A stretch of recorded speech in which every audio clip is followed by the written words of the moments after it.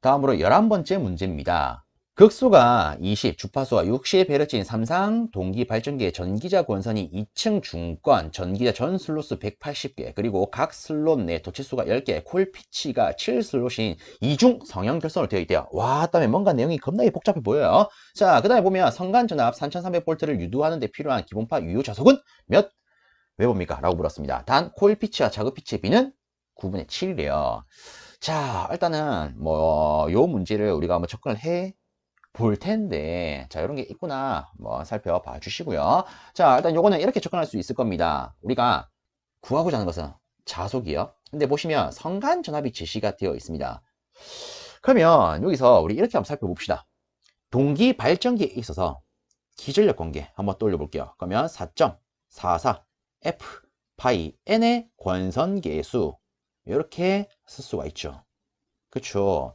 자, 근데 여기서 제시된 것은 선간전압입니다. 그럼 다시 선간전압 기준으로 나타내 보면 기본적으로 이 동기 발전기는 내부 권선이 Y결선으로 되어 있습니다. 그래서 이 선간전압은 상전압, 즉 기전력의 루트 3배가 되지요. 그래서 이렇게 쓰도록 하겠습니다. 그러면 우리가 어쨌든 구하고자 하는 것은 자속 아니겠습니까? 자속 기준으로 수식을 이항을 하게 되면 이렇게 표현할 수 있겠네요. V 놓고요. 그 다음에 분모의 루트 3 곱하기 4.44 곱하기 주파수 그리고 권수 그리고 권선계수. 그죠? 그러면 자 보겠습니다. 일단은 이 선간전압 자체가 얼마? 3300여. 그리고 주파수 60여. 그럼 실상 우리한테 필요한 것은 요 친구와 요 친구가 되겠네요. 그럼 저는 첫 번째로 권선 개수부터 권선 개수부터 잡도록 하겠습니다.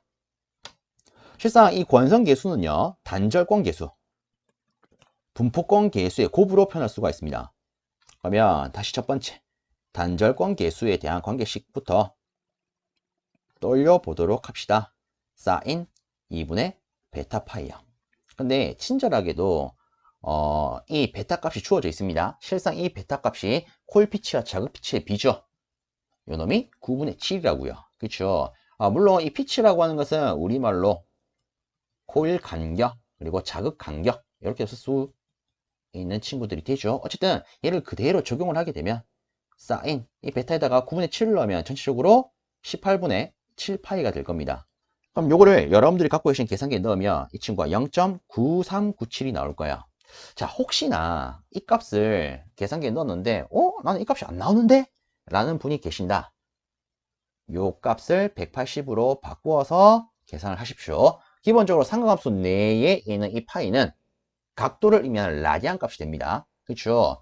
그래서 우리가 사인 몇 도 몇 도 이렇게 계산하려면 이 파이 대신에 180으로 바꿀 필요가 있겠죠. 그래서 이런 거 체크해 놓으시면 도움이 되겠죠. 자, 그 다음에 두 번째로 분포권 계수. 자, 분포권 계수에 대한 수식은요, 이렇게 쓸 수 있습니다. Q, 사인 2M, Q분의 파이, 분의 사인 2M 분의 파이. 그럼 여기서 이제 또 Q 값이 필요합니다. 이 Q 값을 우리가 매극, 매상당, 슬롯수 이렇게 표현할 수가 있고요. 그리고 얘를 우리가 수식적으로 짤 때에는 이 당 앞에 있는 것은 분모로, 뒤에 있는 것은 분자로 놓을 수가 있습니다. 즉, 극수와 상수는 분모로, 그리고 슬롯수는 분자로요. 그럼 여기다가 그대로 넣어 보겠습니다. 지금 제시된 슬롯수는 180개요. 그리고 극수는 20, 그리고 상수는 이렇게 되겠죠. 그럼 요거 계산하게 되면 이 친구는 3이 나옵니다. 자, 그래서 여기다가 그대로 넣겠습니다. Q 대신에 3 넣고요. 사인. 자, 그 다음에 2. 여기서 M이 뭘까요? M은 상의 수를 의미를 합니다. 근데 상이 몇 상? 3상이죠. 그래서 2 곱하기 3 곱하기 Q도 3이기 때문에 얘를 계산하면 18이 나올 거예요. 그리고 위에 파이. 자, 일단 우리가 계산기에 넣을 거기 때문에 파이 대신에 180도로 바꾸겠습니다. 자, 그 다음에 분자 같은 경우에 사인 2 곱하기 상수니까 6 되겠죠? 분의 180. 자, 요거를 여러분들이 갖고 계신 계산기에 넣으시면 이 친구가 0.9598 이렇게 나올 겁니다. 그러면 우리가 이 권선계수는 싹 다 뽑아냈어요. 단절권 계수, 분포권 계수. 자, 그럼 이제 문제는 이 친구입니다. 권수요. 지금 지문에 보시면 권수가 없습니다. 그쵸? 그럼 이 권수는 어떻게 해야 될까? 자, 여기서 한 가지 초점을 잡으면, 자, 우리가 적어놨던 이 식. 이 식은 정확하게 몇 상분에 대한 수식일까요? 얘는 정확하게는 한 상에 대한 기술력 수식이 됩니다. 그럼 당연스럽게 여기에 들어가는 권수는요, 한 상에 대한 권수값이 될 거예요.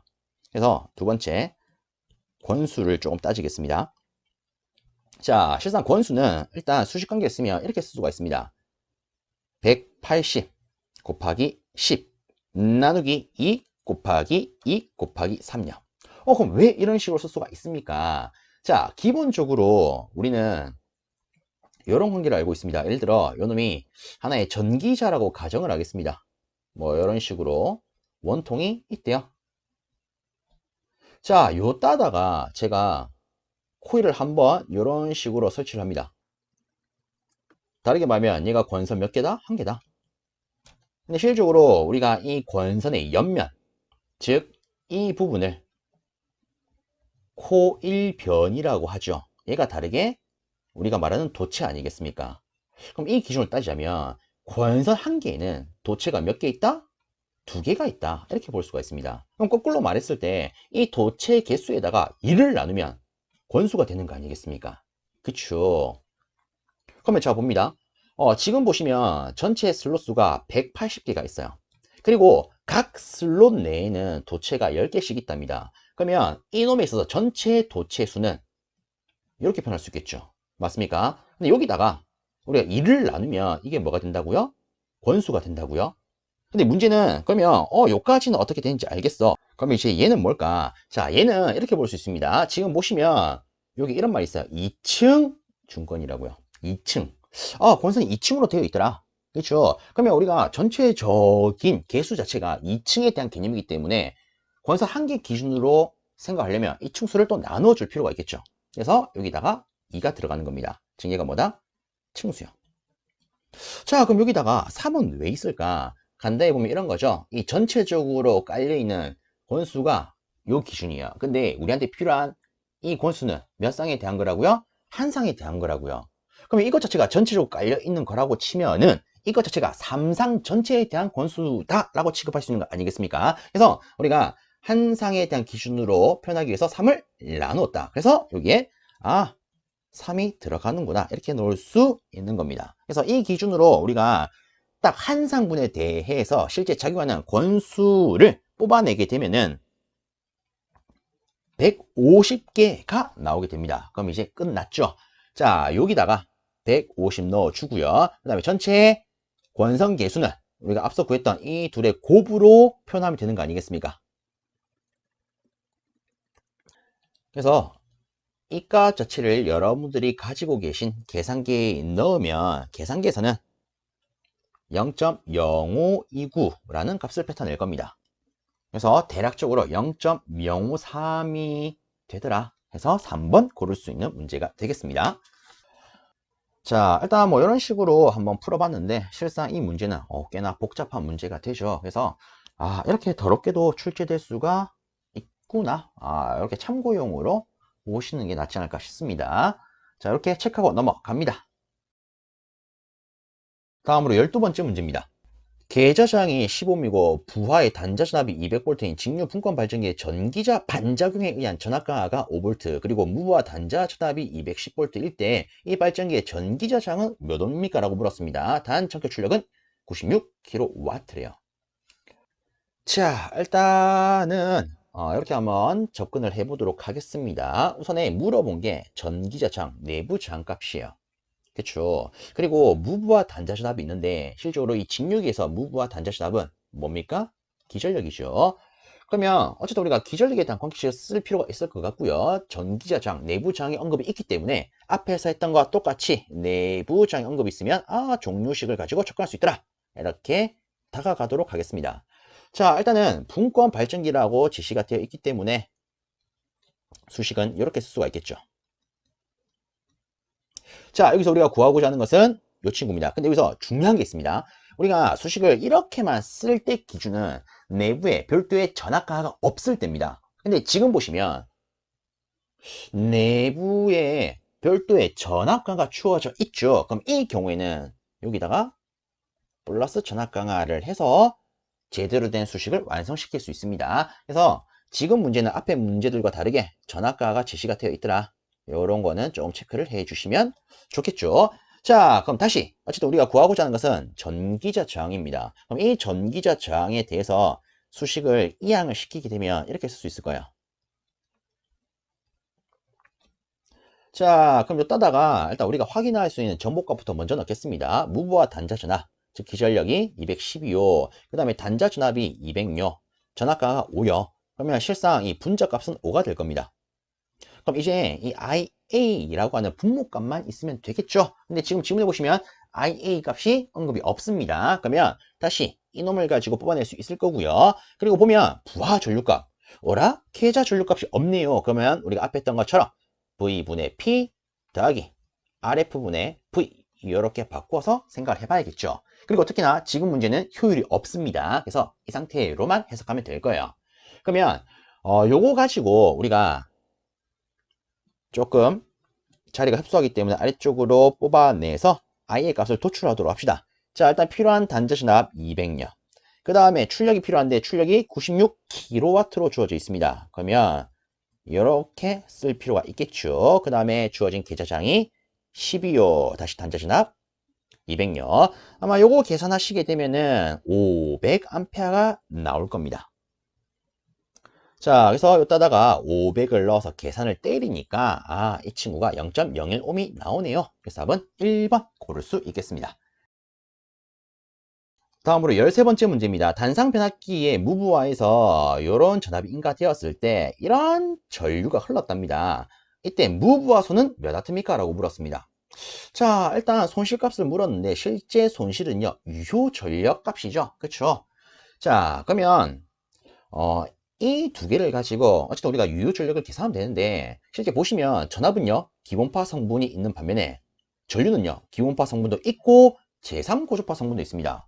실질적으로 전압과 전류가 있을 때 동일한 방향끼리는 전력을 계산할 수가 있습니다. 근데 이처럼 한 놈은 있고 한 놈은 없다면 얘는 전력 자체가 0이 되죠. 그래서 지금 같은 경우에는 이 제3고주파 분은 신경 쓸 필요 없이 딱 기본파 성분만 가지고 나타나는 전력값 계산하면 끝나는 문제가 되겠습니다. 그래서 바로 유효 전력 기준으로 계산하게 되면 이렇게 되겠죠. 일단 각각의 실효값이 필요한데 얘들은 최대값 아니겠습니까? 그래서 실효값으로 표현하면 전압의 실효값은 루트 2분의 200, 전류의 실효값은 루트 2분의 3이 될 거고요. 그 다음에 역류를 취해 주어야만이 이제 이것 자체가 전체적으로 유효 전력이 될 겁니다. 그럼 이때 이 각은 정확하게는 전압과 전류의 위상차가 되죠. 한번 잡아보겠습니다. 전압은요 30도의 위상을 갖고 있고 전류는 60도의 위상을 갖고 있어요. 그럼 이때 위상차는 30도겠죠. 그래서 여기다가 30도 그대로 넣어서 계산하면 끝나겠네요. 그래서 이 놈을 그대로 우리가 계산기에 넣으니까 259.81이 나오더라 해서 2번 고를 수 있는 비교적 간단한 문제가 되겠습니다. 다음으로 14번째 문제입니다. SCR을 이용한 단상 전파 위상 제어 정류 회로에서 전원 전압은 실효값이 220, 60Hz인 정연파이고 부하는 순 저항으로 10ohm입니다. SCR의 점호가 알파를 60도라고 할 때 출력 전류의 평균값은? 하고 물었습니다. 자, 일단 한 가지 더 체크를 하면 단상 전파 정류 회로라는 거. 자, 우선 요거는 간단히 필요한 부분만 조금 체크하도록 하겠습니다. 단상 전파 종류. 자, 우리가 SCR을 쓸 때에는 실질적으로 직류 전압 기준으로 수식을 짜게 되면요 두 가지로 표현할 수가 있습니다. 하나는 0.9 V, 이 친구가 교류 전압의 실효값이라고 보시면 돼요. 그리고 뒤에다가 2분의 1 플러스 코사인 알파가 취해지더라. 또 다른 하나는 0.9 V에다가 단순히 코사인 알파가 취해지더라. 실상 이제 요 두 개를 많이 혼동을 하는 경우가 있는데, 자, 요 둘은 잠깐 이렇게 볼 수 있습니다. 아래쪽 같은 경우에는 정류 파형 자체가 연속일 때, 위쪽 같은 경우에는 단속일 때 기준이에요. 단속이라고 하는 것은 방식이 끊기더라. 쉽게 얘기를 하면 불연속 기준입니다. 불연속. 자, 일단 지금 지문을 다시 보면 지문에 뭐 정류팡 자체가 연속입니다, 불연속입니다 이런 언급이 없습니다. 그리고 순수 저항이라는 언급만 있어요. 자, 보통 이제 이런 기준이 있습니다. 불연속, 연속이라는 언급이 없을 때 일반적인 기준은요, 다 불연속 기준입니다. 보통 연속 기준에 대한 문제가 나와 있다. 그러면 지문에는 이렇게 돼 있어요. 단 연속으로 가정한다. 혹은 정류팡이 연속이다. 내지 평활회로가 있다. 이런 언급이 있습니다. 이런 언급이 있을 때에는 요 수식으로 쓰되, 이런 언급이 없다. 혹은 순수 저항이다. 이런 말만 있다면 다 단속 기준으로 해석하시면 됩니다. 그래서 이 두 개의 구분 기준 체크해 놓으시면 실상 이 시험장 갔을 때 혼동할 일이 적겠죠. 자, 그럼 어쨌든 간에 지금은 요 기준으로 풀 수가 있는 문제가 될 텐데, 자, 중요한 건 우리한테 필요한 건 전류값이에요. 그렇죠? 지금 요 수식은 전압값 아니겠습니까? 그럼 간단히 전류라고 하는 것은 전압에다가 저항으로 나누면 끝나는 거겠죠? 그렇죠? 그래서 바로 수식을 이렇게 쓰도록 하겠습니다. 위에 0.9 V 곱하기 2분의 1 플러스 코사인 알파요 나누기 저항값요. 그럼 여기다가 주어진 거 그대로 대입을 하게 되면 0.9에다가 교류 시로값 220V 그 다음에 2분의 1 플러스 코사인 점호각 60도 나누기 저항값 10. 요거 계산기에 계산을 때리니까 14.85A가 나오더라. 그래서 대략적으로 답은 4번 고를 수 있겠네. 자, 이렇게 체크하고 넘어가겠습니다. 자, 이어서 15번째 문제입니다. 와류손이 200W인 요런 단상 변압기를 요런 전에 접속을 하게 되면 이 변압기의 와류손은 몇 W로 되겠는가? 라고 물었습니다. 자, 일단 지금 보시면 전원 기준으로 보면 3360Hz 용인 단상 변압기의 와류수는 이렇게 되어 있대요. 근데 얘를 50Hz 3000V 전원에 접속을 했답니다. 그러면 지금 제시된 걸 보면 어쨌든 전압값의 변화와 주파수 값의 변화가 있는 거 아니겠습니까? 그럼 여기서 이 와류손, 교류기에 있어서 와류손은 이 주파수와 기전력이 어떤 관계가 있는지를 떠올릴 필요가 있습니다. 자, 실상 이 와류손 같은 경우에는 단순히 이렇게 표현할 수 있죠. 즉, 교류기에 있어서는 주파수와는 어떻다? 무관하다. 요거 체크 잘 하셔야 됩니다. 자, 근데 솔직히 여기서 혹시나 해서 언급을 드립니다. 실상 히스테리시 손실이나 와류손 같은 경우에는 회로, 자기학에서도 나오고요, 기기에서도 나옵니다. 근데 둘의 기준이 달라요. 자, 일단은 우리가 실험식을 쓰게 되면은 히스테리시스 손실, 뭐 다르게는 이것 자체가 철선의 대부분이죠. 자, 요놈의 실험식은요, 히스테리시스 상수에다가 주파수 그리고 최대 자소밀도 1.6승 이렇게 쓸 수가 있습니다. 근데 기기 같은 경우에는 달라요. 여러 가지를 섞어서 실험을 하니까 기기에서는 상수값 주파수에다가 최대 자소밀도의 제곱이 되더라. 요 차이점 꼭 체크하셔야 됩니다. 그 다음에 와류손 같은 경우에는 와류 상수에다가 주파수, 철심의 두께, 최대 자소밀도 전체 제곱이 되더라.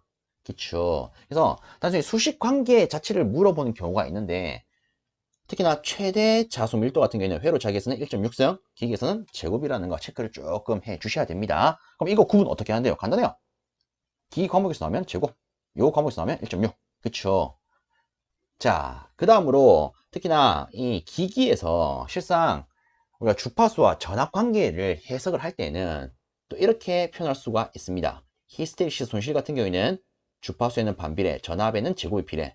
그 다음에 와류손 같은 경우에는 주파수에는 무관, 전압에는 제곱의 비례.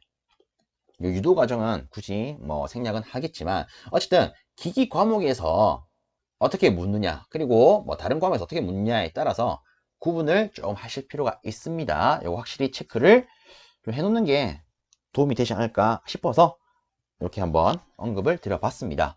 자, 어쨌든 지금 중요한 거는 이거 푸는 거 아니겠습니까? 그죠? 그럼 저는 단순히 비례식 가지고 풀도록 하겠습니다. 초기 조건, 그 다음에 나중 조건 이렇게 썼을 때 초기에 있어서 와류손 P2원이라 쓰겠습니다. 이때 작용하는 전압의 초기값을 V1이라 하면 어쨌든 제곱에 비례하기 때문에 이런 관계가 있다라 쓸 수 있겠죠. 근데 이 관계는 어쨌든 나중 조건으로 가더라도 똑같은 와류손과 전압에 대한 관계를 따지는 거기 때문에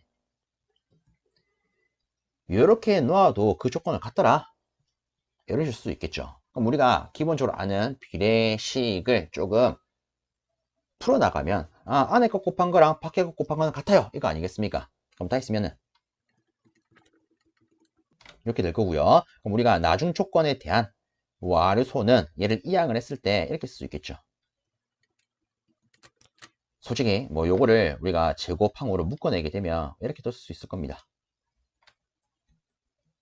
그럼 여기다가 주어진 조건 그대로만 넣도록 합시다. 첫 번째 조건에 대한 전압은요 3300이에요. 두 번째는 3000이죠. 제곱해 주시고 곱하기 첫 번째 조건에서 나오는 와류손 200W더라. 그래서 요거를 우리가 갖고 있는 계산기에 넣게 되면요 165.3W라는 값이 나올 겁니다. 그래서 답은 3번 이렇게 고를 수 있겠죠. 그래서 이 문제 같은 경우에는 교류기기에 있어서는 와류손이 어떤 관계를 갖느냐 이걸 파악하는 게 좀 중요한 문제라고 볼 수 있겠습니다. 자, 이어서 16번 바로 보도록 하겠습니다. 보통 농형에 비하여 이중 농형 전동기의 특징인 것은? 하고 물었습니다. 실질적으로 우리가 배우는 내용을 떠올리면 이 보통 농형 같은 경우에는 권선형과 비교를 했을 때 기동 전류가 크고요. 기동 토크가 작은 단점이 있습니다. 그럼 이렇게 안 좋은 것을 왜 이중으로 썼을까? 간단히 말하면 이중으로 쓴 이유는 이런 특성을 개선시키기 위함이다. 이렇게 볼 수 있겠죠. 그래서 기동 전류를 조금 낮출 수 있고 기동 토크는 좀 키울 수 있더라.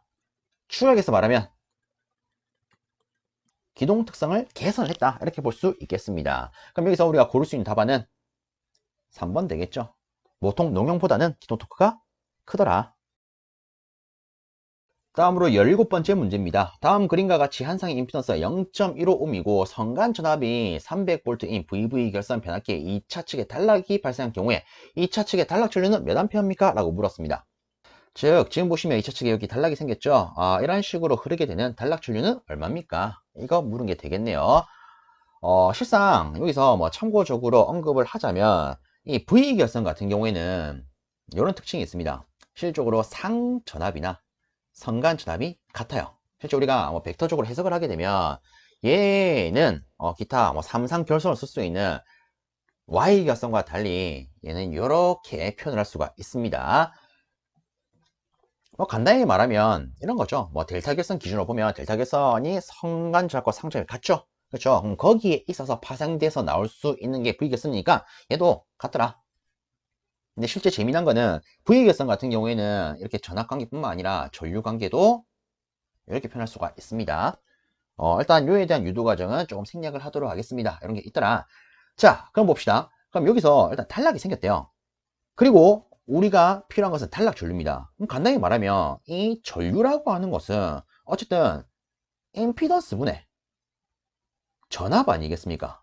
그쵸? 그러면 이 회로에 있어서 자연계는 전압값을 우리가 파악할 필요가 있는데 이 전압값은 간단하게 요 단자 간에 걸리는 전압이 그대로 걸려요 라고 볼 수 있는 거 아니겠습니까? 그쵸? 다르게 말해서 선간 전압이 되더라. 근데 이 선간 전압은 결국 뭐 상자가 같아요. 맞습니까? 그렇기 때문에 지금 보시면 애초에 뭐 단락이 되어 있지 않은 부분에 보시면 선간 전압이 주어져 있습니다. 그럼 요걸 토대로 여기 걸리는 전압도 300V요. 그럼 다시 뭐 여기 걸리는 전압도 300V요. 이렇게 해석할 수 있겠죠. 그래서 위에 있는 요 값은 300이 될 거고요. 그리고 한 상의 임피던스가 0.15ohm이라고 되어 있기 때문에 요 상에 대해서 0.15, 요 상에 대해서도 0.15로 취급하면 어쨌든 전체적으로 흐르는 단락 전류 입장에서는 이 두 놈이 이런 식으로 직렬로 접수된 거 아니겠습니까? 그래서 이 분모에 들어가야 되는 이 단락 전류가 흐르는 전체 회로의 임피던스는 이 둘을 합한 0.3이 되더라. 그래서 이걸 계산하면 1000A라는 값을 도출해서 2번 고를 수 있습니다. 자, 이 정도로 마무리하고 넘어가도록 하겠습니다. 다음으로 18번째 문제입니다. 요런 조건에 단상 변압기가 있답니다. 퍼센트 저항가는 3%, 퍼센트 리액턴스 가는 4%래요. 이 변압기가 무부하인 경우에 2차 측 단자 전압은 약 몇 볼트입니까? 라고 물었습니다. 단 변압기는 지역률, 즉 늦은 역률 80%일 때 전격 출력을 낸대요. 자, 이 문제는 어떻게 풀어야 될까? 자, 일단은 주어진 조건을 가지고 조금 필요한 부분을 나타내 보도록 하겠습니다. 자, 여기 변압기 1차 측이고요. 얘는 2차 측이라고 가정을 하겠습니다. 자, 일단 보시면 요런 표현이 있는데 실제 변압기에서 이 표현은 무엇을 의미합니까? 정확하게는 1차 전격이 3300일 때 2차 전격이 210이에요. 요걸 의미를 하죠. 즉 전격 값에 대한 비를 의미를 합니다. 그러면 정확하게 이렇게 볼 수 있겠죠. 아, 요 따다가 3300이 들어가게 되면 여기는 210이 걸리더라. 그쵸? 즉 1차 측의 성간전압, 전격 전압이 3300이면 2차 측의 전격 전압이 210이다. 이런 언급이 될 겁니다. 자, 근데 여기서 중요한 거는 무부하인 경우에 2차 측 단자 전압을 물었습니다. 그럼 실상 이 단상에 있어서 무부하인 경우의 단자 전압은 곧 기전력 아니겠습니까? 즉 여기 걸리는 기전력을 물었더라. 그리고 추가적인 조건을 보시면요. 퍼센트 저항 강화도 있고요. 퍼센트 리액턴스 강화도 있습니다. 그리고 역률도 있어요. 그럼 요거 가지고 우리가 또 판별할 수 있는 것은 전압 변동률이 됩니다. 우리가 앞에서도 살짝 언급을 했지만 실제로 이 전압 변동률은 기본적으로 변압기에 있어서 몇 차 기준이다? 2차 기준이다. 즉, 이 부분과 이 부분에 있어서 전압 변동이 있더라를 지금 이런 조건으로 나타냈다라고 볼 수 있겠습니다. 그러면 자, 이 전압 변동률을 구해야 되는데 그럼 얘는 어떻게 해야 될까? 실상 이런 게 있죠. 전압 변동률 같은 경우에는 변압기에서는 두 가지 수식을 고려할 수 있습니다. 하나는 2차 전격 전압분의 2차 무부하 전압 마이너스 2차 전격 전압 곱하기 100%. 하는 P 코사인 세타 플러스 마이너스 Q 사인 세타요. 둘의 차이점은 역률이 있냐 없냐 아니겠습니까? 그럼 이처럼 역률이 있을 때는 요 수식을 가지고 우리가 전압 변동률을 바로 뽑아낼 수 있습니다. 그럼 여기다가 바로 적용을 하겠습니다. 이때 P는 뭡니까? 퍼센트 저항 강하죠? 그래서 3%. 그리고 역률이 80%니까 여기는 이제 0.8 넣어야겠죠? 그 다음에 더하기 퍼센트 저항 강화는, 퍼센트 저항 강화래. 퍼센트 리액턴스 강화는 4%고요. 역률이 0.8일 때 무효율 사인 값은 0.6이 됩니다. 요거 계산하게 되면은 이 친구 값이 얼마가 된다? 4.8%가 되더라. 그럼 이제 끝났죠? 우리가 전압 변동률 값 4.8% 알겠다. 그리고 전격값 210 알겠다. 그럼 이때 무부하 시의 2차 측 값은 뭐 간단하게 앞에 제가 언급을 했던 이 수식을 가지고 풀도록 하겠습니다. 그럼 여기다 그대로 적용하면 0.048 넣고 전격값 210 넣으면 끝나겠죠. 그래서 요거를 계산하시게 되면요. 220.08V가 나옵니다. 그래서 대략 3번 고를 수 있겠더라. 자, 그래서 저는 이런 식으로 한번 풀어봤습니다. 이 정도로 하고 다음 문제 살펴보겠습니다. 다음으로 19번째 문제입니다. 전기자 저항이 요렇코럼, 기자 저항이 요렇코럼, 유기 기전력이 요렇코럼 되어 있는 직류 분권 발전기 A와 전기자 저항, 기자 저항, 유기 기전력이 요렇코럼 되어 있는 직류 분권 발전기 B가 병렬로 운전을 하고 있답니다. 단자 전압이 200V일 때 전체 출력은 얼마입니까? 라고 물었습니다. 자, 일단은 간단하게 개념도를 조금 살펴보면은 자, 여기 A 발전기가 있고 B 발전기가 있대요. 얘들이 병렬로 해서 운전을 한답니다. 그럼 이때 전체 출력은 간단히 이렇게 보면 될 거예요.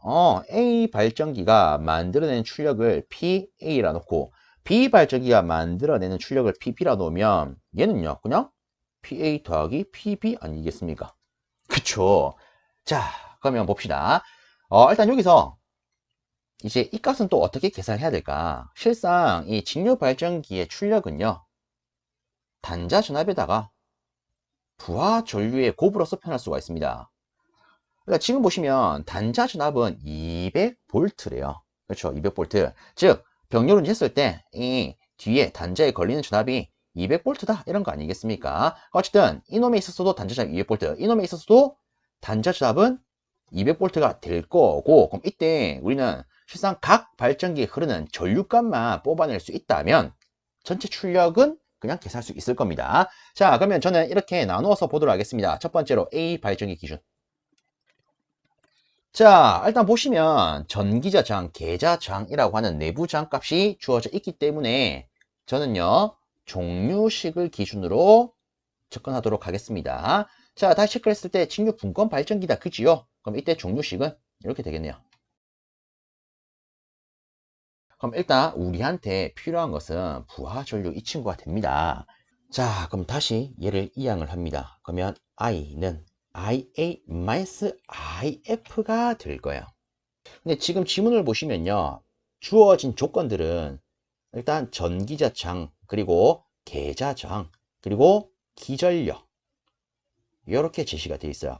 물론 마지막에 단자샵도 제시가 되어 있습니다.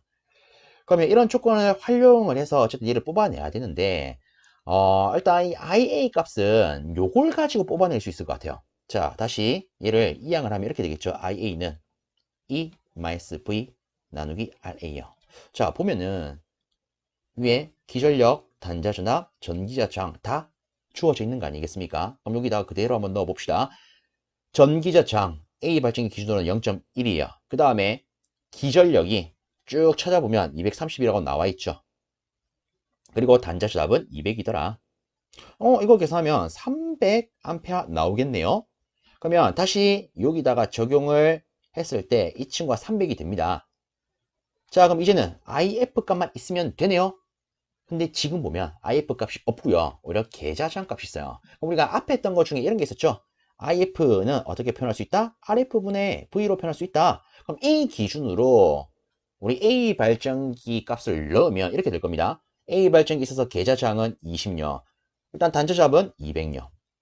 그럼 얘는 10A 나오겠네요. 그래서 여기다가 10을 넣으면 A 발전기의 부하 전류는 290A가 되더라. 이 정보를 얻을 수가 있죠. 그러면 우리가 A 발전기에서 형성하는 출력 PA는요. 이렇게 놓을 수 있을 겁니다. 단자전압과 부하 전류의 곱이 이 친구의 출력이 되기 때문에 단자전압 200 곱하기 부하 전류 290 하게 되면 얼마가 나온다? 58,000W가 나오더라. 다르게 표현하면 58kW 이렇게 되겠죠.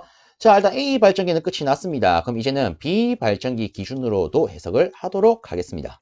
그럼 얘도 똑같이 종류식을 먼저 작성을 해놓고 보면 이렇게 되겠죠. 물론 실상 우리가 필요로 하는 것은 위에 했다시피 이렇게 바꾼 수식, 그리고 얘도 마찬가지로 이렇게 바꾼 수식이 필요해요. 그래서 이 상태로 바로 또 진행을 해보도록 하겠습니다. 자, 이제는 비발전기 기준입니다. 그럼 비발전기 있어서 전기자장을 찾아보면 자, 여기 있죠. 0.055 그리고 기전력은 216요. 그리고 단자전압 빼줍니다. 자, 이놈 값을 계산을 하니까 이때 부하 전류는 320이 나옵니다. 자, 그럼 여기다가 320 넣어주고요. 다시 비발전기 있어서 계자 전류값이 필요하네요. 그죠? 그래서 계자 전류 썼을 때 계자장분의 단자전압 대입을 하니까 자, 일단 비발전기의 계자장은 여기에 40 주어져 있습니다. 그럼 여기다가 단자전압 넣으면 얘는 5A 되겠죠. 그럼 여기다가 5를 넣으니까 얘는 315A 나오네요. 그럼 끝났죠? 비발전기가 만들어내는 출력은요. 단자전압과 부하전류의 곱이 되기 때문에 단자전압 200V 그리고 이 친구가 만드는 부하전류 315 곱하면 끝이 되더라. 그래서 얘를 계산하니까 63,000W가 나옵니다. 다 했으면은 63kW 되겠죠. 그럼 시험적으로는 이놈과 이놈을 더하면 되겠네요. 그래서 두 개를 더하니까 121kW가 되더라. 그래서 답은 1번 이렇게 고를 수 있겠습니다. 끝으로 20번째 문제입니다. 변압기 내부 고장에 대한 보용으로 사용되는 계정기는 어느 것이 적당한가? 야, 이런 거 나오면 정말 기분 좋은데, 그쵸? 자, 이런 문제가 나온다. 맛있게 드셔야 됩니다. 답은 비율차동 계정기가 되겠죠. 실상 이 비율차동 계정기는 변압기뿐만 아니라 발전기에 있어서도 내부 고장에 대한 보용으로 사용되는 계정기가 되겠습니다. 자, 이렇게 해서 제가 업로드했던 수문항을 싹 다 한번 풀어봤습니다. 자, 모쪼록 저와 함께한 이런 문제들이 여러분들께 도움이 되어서 꼭 원하시는 합격이라는 두 글자 맞이하셨으면 좋겠습니다. 자, 저는 여기서 마무리하겠습니다. 여러분들 수고 많으셨습니다.